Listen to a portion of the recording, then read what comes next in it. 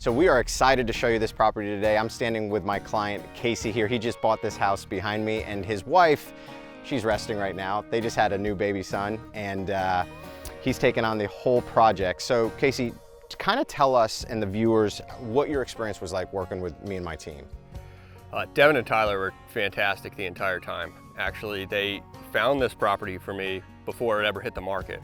So we kind of had a jump on it, and we were ready for it. I actually took a drive by, and we were ready when it hit the market. So we were completely ready to go. I never would have been able to find this without them. So that was huge. There was a lot more communication with the seller's agent than I realized there would be for this. And you know, in this particular case, there's a lot more than maybe there usually is. Sure. But because this was an estate, it was sort of more complicated than as usual. And I definitely don't think I would have been able to navigate this particularly well without them. Yeah, there was a lot of obstacles to overcome, little challenges on the list side as well. All the way even to the closing day where they hadn't factored into the oil that's in the tank, and Devin was able to get them to waive the cost of that, which was nice. Saved me $700. Yeah, it would have messed up all of the closing docs, and we were just like, hey, you were really, you followed like what you said you were going to do through inspections. We didn't ask for anything. You knew what you were getting into, so we were able to get that waived. And for you, for a lot of people, I think the biggest thing is communication and honesty when they're working with somebody. Oh, I felt like you guys were completely upfront and everything, and your communication was great. Answered every question that I had, hit me with information and questions that I didn't think to ask myself. I totally felt like you guys were giving me the right information. I weren't trying to sell me a bill of goods. I had full trust in you and Tyler. You know, they were able to hit me with the facts all the time. And you were looking for how long? I mean, I've been looking for 9 months. Yeah, and by myself. But you had lost out on some offers. Yeah, I'd lost out on 2 other offers. We were looking for a particular type of property, kind of some sort of rural, wild sort of feel to it with a lot of space and hopefully some water. And those properties just don't come on the market that often. They're very rare. And this one has that. I mean, you have 18 acres here. You have a pond here. I mean, this is a special property. Yeah, in retrospect, I'm happy we missed out on those other ones, even though they were pretty heartbreaking at the time. But like, you know, as soon as we started working with Devin and Tyler, this place came to us, and you know, it just was fate, I guess. Sure. Yeah, I get goosebumps every time I come back here and talk about this property. So we're excited to take you guys on through, and hopefully we'll do a before and after video. Yeah, hopefully you guys can come back, see the end result. Let's head on in. Alrighty, so this is it. So obviously demo has already been taking place. There was a bathroom right here, right? There was a bathroom here. Washer dryer here. For some reason, they had a toilet right next to the front door, so you walked in, and there was just a toilet right there, which was pretty odd. Didn't make sense. So there's a lot of decision making that's kind of going on right now, right? As we were talking before we started filming, this is where the entire kitchen section was. So what we're thinking, or what you're thinking, I feel like I'm spending my own money now, is taking out this wall, or keeping this wall, shifting the kitchen down, moving the door to this side. I think we're definitely going to take this wall out. It's just a matter of what we do with our kitchen layout. Because when you bought the house, there really was no true feel of a front entrance. No, it was a little odd to walk into a bathroom through your front door. Yeah, that is that. But what I loved about this house is not only the size, but the windows were in great shape, and obviously the location you can't beat, but you have this beautiful room right here, super tall ceilings. Right, the windows and doors are really phenomenal, really high-end Anderson. Yeah. And the house is really very new. It was built in '05. So everything's modern, which makes it's going to make the renovation a lot easier. Now, for the floors, we talked about vinyl plank. We talked about, because there was all carpets in here. Some manner of hardwood, either unfinished or pre-finished. I'm not really sure yet. Pre-finished would allow me to do the install myself, which would save a little bit of money. Yeah, it's always helpful when you can do the install. And then as we kind of flow this way, the back side of the house, this door really felt like the front door. This is the one that we've been using. Yeah. Because when you approached the house, it didn't make sense. Yeah, it was easier to walk up on the deck and then just come around the house and come in this way. Yeah, so off over here, this is off the living room.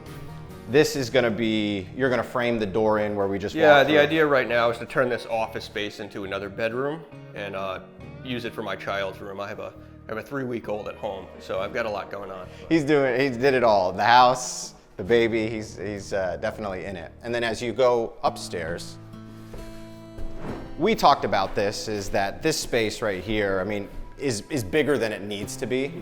And this is what overlooks the living room. And we talked even when we were looking to put it under contract that there really is no way to shorten this up without spending. Not easily. But this is one of my favorite spaces in the whole house. I think this is going to be a nice little fun rec room for the kid. Yeah. They can be playing games up here while we're downstairs cooking dinner, and we can just yell up to them. They can be barking "Hey, come orders down," at you. you know, paper airplanes over the railing. railing here. Yeah, but I love the ceiling height because it just makes this part of the house feel so much bigger. Right. You know? Yeah. And then in this room, because it's a little bit of a funky layout in this house, this is going to be a bedroom. Yeah, so this is the bedroom that I think we're going to use to start with. We're mostly going to live in this half of the house. Yeah. This bathroom we decided not to demo for now, just because it's the most functional, clean space in the house, and we needed to retain one bathroom. It's like the only bathroom that didn't need to be touched. Someplace I can take a shower when I'm working on the house. Exactly. But really, this house is huge for having only 3 bedrooms. I mean, the closets are just massive. Yeah, the closets are huge. And wait till you see the other side of the house, because those rooms are even bigger. Yeah, we'll head to the other side now. So now we're going to technically the other side of the house. And as we walk in this room, they identified this as the primary. I think your plans here, as we discussed, is either a primary or an au pair. I think what we're going to do is we're going to set this up as an in-law suite. And it may end up being the bedroom that we choose to use in the long run, but my parents are getting older and we're gonna have young kids, so the idea is that having an au pair would be pretty nice if we can somehow swing the finances of it. Yeah, and if you swing over here and take a look, like we didn't even know what this was, right? This was kind of here. I still don't really know. We still don't know what this is, but some sort of wet bar. But it's great that the plumbing's already here. Yeah. So I think we're gonna take this out and reconfigure it in some kind of small kitchenette with a stovetop and an oven and a refrigerator. Yeah, because then it would be easier to make that a true in-law. Right. And then over here, you can borrow some of the space in this bathroom if you choose to do it, because this bathroom was massive. There was a huge tub right here. It went all the way to here. Yeah, this bathroom had a jacuzzi tub right here, and then it had a separate bidet from the toilet. So there was a lot of kind of high-end stuff going on in here that I don't think we're gonna replicate. But it gives us a lot of space to work with. Yeah, and access to plumbing and things that can be changed. And then again, this house is kind of split, so there's actually another set of stairs right here. And again, upstairs in that loft, that's where it stopped. So there's 2 sets of stairs going up. So as we're coming up the second set of stairs to upstairs, now this is the room sitting above the primary bedroom. And this is a huge room. So the plans for this, I know last time we spoke was a bedroom, right? Or making it more office space? A huge bedroom, spare bedroom / office. Long term, I don't think it's in the budget right now to really renovate the upstairs the way I want to, but one thought I have is just putting a huge shed dormer on that whole side of the house. Yeah. And then adding a bedroom and another bathroom up here. Yeah, because that way you'd have, I mean, you get beautiful views of the woods, you know? More windows, more space. Yeah, exactly. And then we have the huge balcony here. It's like 50 feet up, it feels like. Yeah. You'll see. So we think the short-term plan is a bow stand right here. This is the sniper's nest.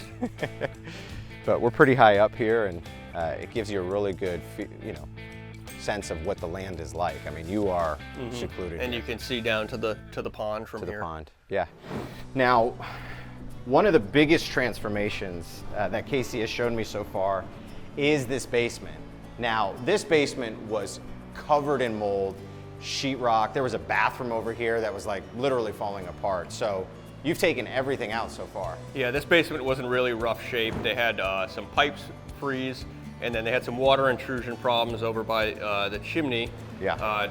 And there was drywalled walls on both sides of the stairwell, and then a full bathroom over here in that area next to the oil tank. Yeah. And all the drywall and everything was covered in mold. So it all needed to come out. And to be honest, I don't think I really need a bathroom down here. So I think I'm just going to have the best workshop of all time down here.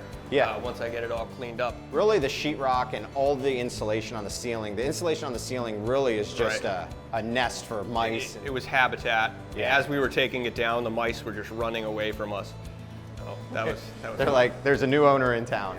Now, outside of the size of this house, having your own workshop, the acreage on this property, one of my favorite features, and I know for you, is the pond on this property. Of course. The pond really is what sold me on it, and it's really special. This is the only house on the pond, and abutting this property on both sides is about 1,000 acres of state land, so nobody will ever build on the pond. I'll never have any neighbors on either side, so that's huge. It's really special, and in fact, let's go check it out, because it's a point of the house you do not want to miss.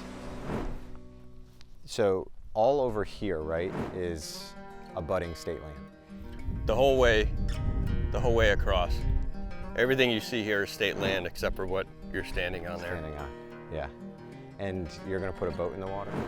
Yeah, I have a canoe and a kayak up at the house right now that I've been meaning to put in here, But this out all over here, have you done any fishing or anything like that? the fish have been jumping out of the water here, and my neighbor tells me that the fishing here is fantastic.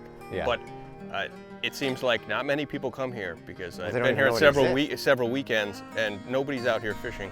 Well, nobody knows it exists. I mean, how do you know it exists? It's hard to get to. And the pond, I'm also told, is somewhat locally famous for having wild cranberries.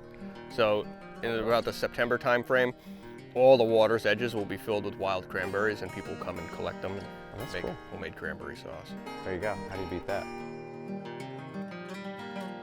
Well, thanks, Casey, for allowing us to walk through your family's home. I'm excited to see what the renovations are going to look like, and we'll definitely film an after video so we can show everybody what you've done here on this special property.